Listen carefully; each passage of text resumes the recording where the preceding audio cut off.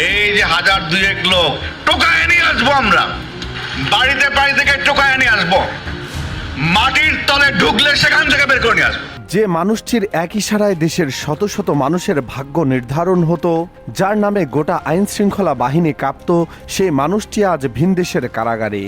কিন্তু এখানেই আসল চমকটা, তাকে কোনো গোয়েন্দা সংস্থা ট্র্যাক করে ধরেনি, কোনো আন্তর্জাতিক অভিযানে তিনি আটক হননি, বরং তার সবচেয়ে কাছের, সবচেয়ে বিশ্বস্ত একজন বন্ধু তাকে সরাসরি পুলিশের হাতে তুলে দিয়েছেন। আর এখান থেকেই শুরু হচ্ছে আজকের আসল আলোচনা। সাবেক পুলিশ মহাপরিদর্শক এবং র্যাবের সাবেক মহাপরিচালক বেনজির আহমেদ গত 12 জুন সংযুক্ত আরব আমিরাতের দুবাইয়ে গ্রেফতার হয়েছেন। ইন্টারপোলের রেড নোটিশের ভিত্তিতে দুবাই পুলিশ তাকে আটক করেছে। বাংলাদেশ সরকার এখন আনুষ্ঠানিকভাবে তার প্রত্যর্পণ প্রক্রিয়া শুরু করেছে। কিন্তু এই গ্রেফতারের পেছনের ঘটনা যতটা সাধারণ মনে হচ্ছে, বাস্তবে ততটা সাধারণ নয়। কারণ বেনজিরকে ধরিয়ে দিয়েছেন তারই ঘনিষ্ঠ বন্ধু, চট্টগ্রামের একজন সাবেক সংসদ সদস্য। 12 জুন দুবাইয়ে নিজের বাসভবনে পরিবারসহ ছিলেন বেনজির আহমেদ। 5 আগস্টের পর বাংলাদেশ থেকে পালিয়ে দুবাইয়ে আশ্রয় নিয়েছিলেন তিনি। বিপুল অবৈধ সম্পদ আর বিদেশে ছড়ানো বিনিয়োগের কারণে দুবাইয়ের বিলাসবহুল জীবনে হয়তো নিজেকে পুরোপুরি নিরাপদ মনে করেছিলেন। হঠাৎ ফোন আসে, অপর প্রান্তে তার দীর্ঘদিনের বন্ধু এবং ব্যবসায়িক সহযোগী। কণ্ঠস্বর স্বাভাবিক, কোনো তাড়াহুড়ো নেই, কোনো সন্দেহজনক কিছু নেই। বন্ধু বলছেন বাসার পাশের একটি অভিজাত শপিং মলে দেখা করতে। বেনজির রাজি হলেন। সন্দেহের কোনো কারণই ছিল না। এই মানুষটির সাথে বছরের পর বছর ধরে তার সম্পর্ক, ব্যবসায়িক লেনদেন, রাজনৈতিক সুবিধা আদান প্রদান, সবকিছুতে এই বন্ধু ছিলেন তার সবচেয়ে কাছের মানুষদের একজন। কিন্তু শপিং মলে পৌঁছানোর পর দৃশ্যপট সম্পূর্ণ বদলে যায়। সেখানে কোনো বন্ধুত্বপূর্ণ আড্ডা অপেক্ষা করছিল না, অপেক্ষা করছিল দুবাই পুলিশের একটি সুসংগঠিত দল। মুহূর্তের মধ্যে বেনজির আহমেদকে আটক করা হয়। বেনজিরের পরিবারের সাবেক স্টাফ অফিসারের দেওয়া তথ্য অনুযায়ী গ্রেপ্তারের সময় ওই সংসদ সদস্যের নিজস্ব লোকজনও সেখানে উপস্থিত ছিল। অর্থাৎ পুরো ব্যাপারটি আগে থেকেই পরিকল্পিত ছিল। এখানে বিষয়টা আরও জটিল হয়ে যায়।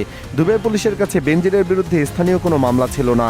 বাংলাদেশ থেকে ইন্টারপোলের মাধ্যমে রেড নোটিশ জারি করা হয়েছিল ঠিকই, কিন্তু সেই রেড নোটিশের ভিত্তিতে দুবাই পুলিশ স্বয়ংক্রিয়ভাবে কাউকে ধরে না। কেউ না কেউ তথ্য সরাসরি দুবাই পুলিশের হাতে তুলে দিয়ে বেনজিরের অবস্থান চিহ্নিত করে তাকে নির্দিষ্ট জায়গায় নিয়ে আসার ব্যবস্থা করেছেন। আর সেই কাজটি করেছেন খোদ ওই বন্ধু। এখন প্রশ্ন, কেন? আন্তর্জাতিক গণমাধ্যম এবং দুবাইয়ের স্থানীয় সূত্রের তথ্য বিশ্লেষণ করলে কয়েকটি সম্ভাবনা সামনে আসে। প্রথম সম্ভাবনা, ব্যবসায়িক দ্বন্দ্ব। ক্ষমতাসীন সরকারের আমলে বেনজির আহমেদ ওই সংসদ সদস্যের মধ্যে যে ব্যবসায়িক অংশীদারিত্ব ছিল, সরকার পতনের পর সেই সম্পর্কে ফাটল ধরেছে। অবৈধ অর্থের ভাগাভাগি নিয়ে বিরোধ তৈরি হয়ে থাকতে পারে।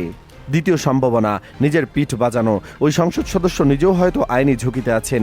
বেনজিরকে ধরিয়ে দিয়ে তিনি হয়তো বাংলাদেশের বর্তমান সরকার বা আন্তর্জাতিক সংস্থার কাছে নিজের অবস্থান নিরাপদ করতে চাইছেন।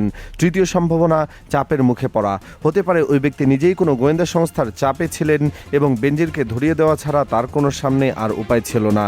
কিন্তু কারণ যাই হোক, একটি বিষয় এখানে স্পষ্ট, যারা ক্ষমতার অপব্যবহার করে কোটি কোটি টাকার অবৈধ সাম্রাজ্য গড়ে তোলেন, তাদের নিজেদের মধ্যকার সম্পর্ক কখনোই বিশ্বাসের উপর ভিত্তি করে তৈরি হয় না। স্বার্থের সামান্য টান পড়লেই এই সম্পর্কগুলো ভেঙে পড়ে। আর এখানে অপরাধ জগতের সেই পুরনো সত্যটা আবারও প্রমাণিত হলো, অপরাধীদের মধ্যে কোনো আনুগত্য নেই। এখানে এই বিষয়টা শুধু বেনজিরের মধ্যে সীমাবদ্ধ থাকছে না। এই গ্রেপ্তারের খবর মুহূর্তের মধ্যে ছড়িয়ে পড়েছে দিল্লি, কলকাতা এবং অন্যান্য শহরে, যেখানে 5 আগস্টের পর পালিয়ে যাওয়া স্বৈরাচার আওয়ামী লীগের বিভিন্ন শীর্ষ নেতা এবং দুর্নীতিগ্রস্ত কর্মকর্তারা আত্মগোপনে রয়েছেন।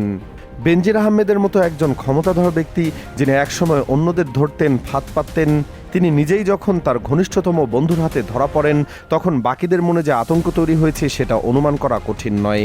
তারা এখন হাড়ে হাড়ে টের পাচ্ছেন বিদেশে পালিয়ে থাকা, বিলাসবহুল জীবনযাপন করা আর নিজেকে নিরাপদ ভাবা, এগুলোর কোনোটাই আসলে নিরাপত্তা দেয় না।